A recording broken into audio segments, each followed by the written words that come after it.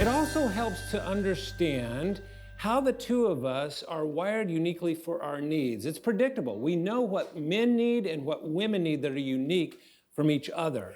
And let's talk about that. Well, like one thing we talked about when we were talking about the importance of communication was that key to intimacy, which is activity. And I never understood what a deep need that is for men to share activity and how bonding that is. When we do a shared activity together, he absolutely opens up.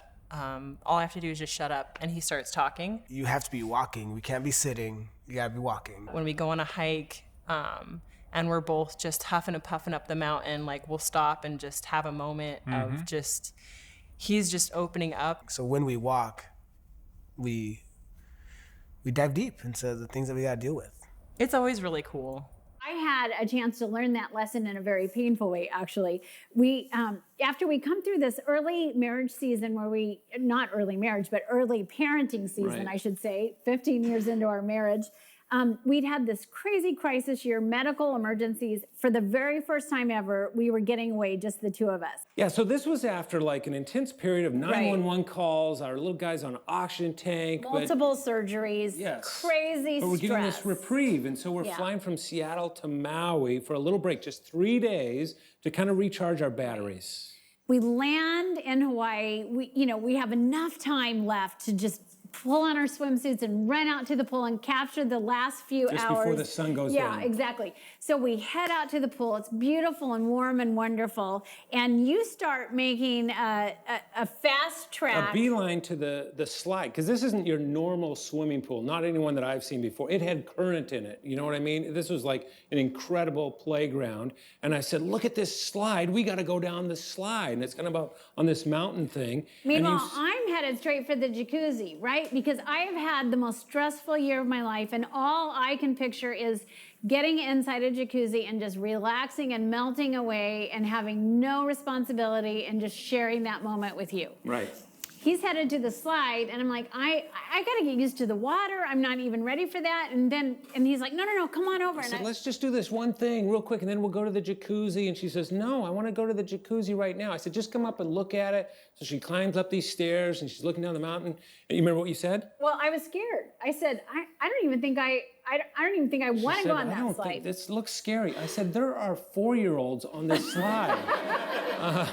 And so I just said, you know what? You want to do that? You do that. When you're done, come meet me in the jacuzzi. I'll be there waiting. Like, just didn't even cross my mind. Right. And so I did. I went down the slide by myself. It took him like 45 minutes to wind around back to me. Because there's current. It was awesome, right? But I'm in the jacuzzi. Well, by the time he gets in the jacuzzi, everything in his spirit is deflated, right? Because all he wanted to do for him, reconnecting was, let's go share a fun, awesome thing. Yeah. Let's go play.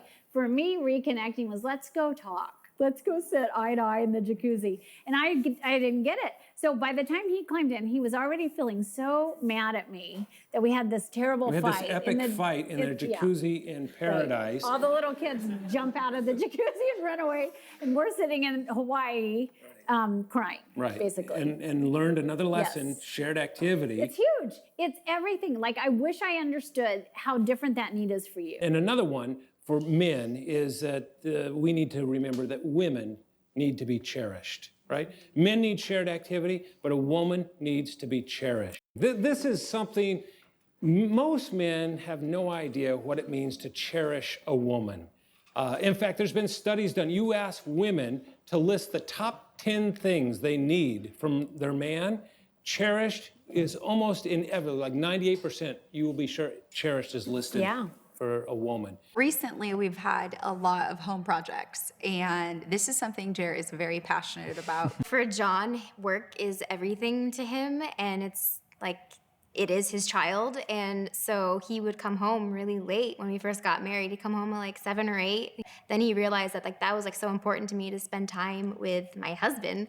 So he now comes home, he just cuts the hours that he could, and now he comes home earlier. This one day, Jer walked in and immediately went to the car, picked up all of my groceries, brought them upstairs, and started helping me prep dinner. And that meant so much to me that he would know that I'm tired, and despite all of his exciting projects in the backyard, that he would help me start dinner. It just means so much to me that he would sacrifice like that much time just to be with me. It means a lot.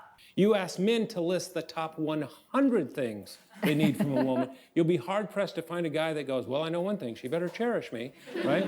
It's just not on our minds. But you're getting at it, this idea of treating her in a special way, letting her know that you've been thinking of her. Right. That's what it means to cherish a woman. Right, and it is the little things. Like for me, just the cup of coffee, whether it is valued by you or not. Yeah, so I don't drink coffee. Leslie drinks enough for both of us. I've never just had a taste for it. And anyway, it's always been a little bit of a tension point, especially early on in our marriage because of that.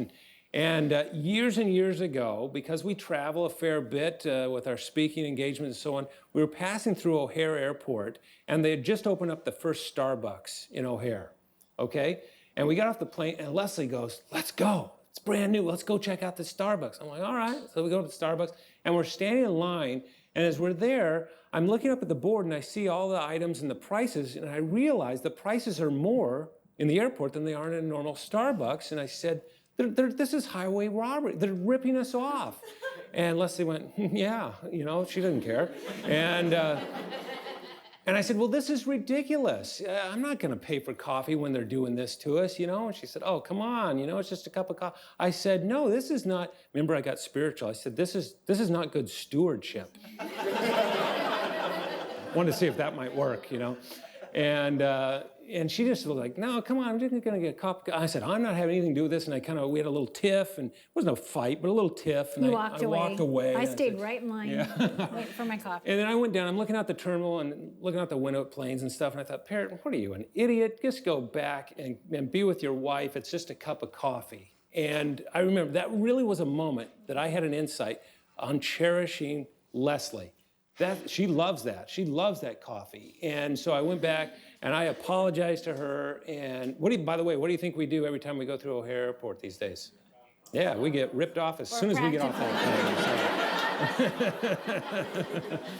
So. But that's what it means to cherish. That's right. Your wife. It's about what matters to them. It has nothing to do with what you value and your taste. It's what does she value. And it may not even be and rational for you. How can I show that I know her and her little quirks? Right. But men need shared activity. Women need to be cherished. Right. One example of really different needs. Exactly. But they're both important for bridging that gender gap. Oh, so you guys, on the SYMBIS assessment, I know many of you are using that, and when you begin to unpack that, you'll find a whole page on bridging the gender gap, and you're gonna find each other's needs, the ones that you've listed as a man and as a woman that differ between the two of you, and I think you're really gonna love seeing that, unpacking it together.